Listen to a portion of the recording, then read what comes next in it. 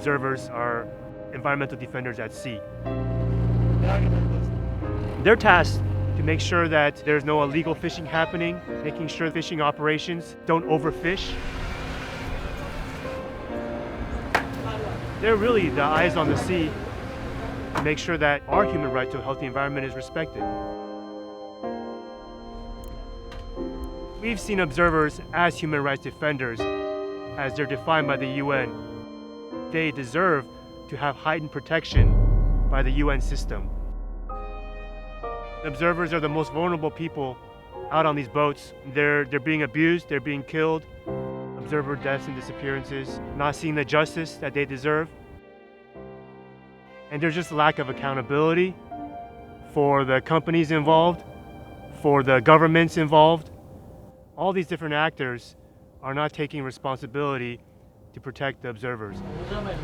And right now, I think that in the US, it's so unbelievable that the majority of, for example, the canned tuna sold in the US is by the big three national brands, Chicken of the Sea, Bumblebee, and StarKist.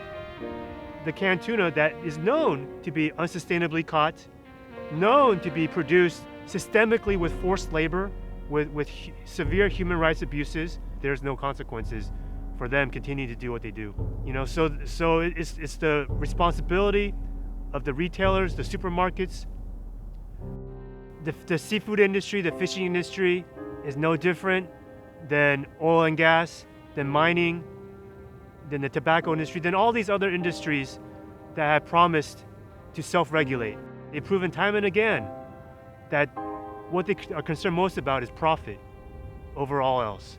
And so when we hear statements from certain major companies, seafood companies, saying that they're concerned about the planet, about the oceans, about the people that work on the oceans, that depend on the oceans, I don't believe it. The RFMOs and industry are very close. They are wholly unfit for the purpose of conservation.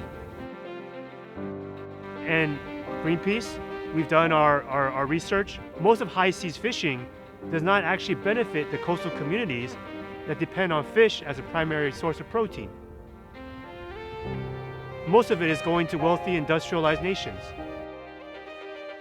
The companies here that are making a profit off of overexploitation of the oceans, off of abuse of workers, off of death of observers,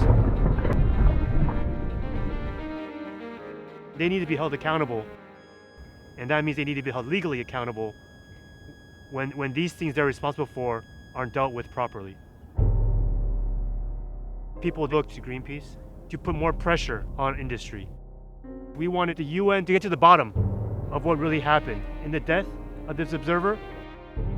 They haven't taken up the case. The UN so far has been disappointing. There needs to be a global oceans treaty. The future of the ocean is dependent on it.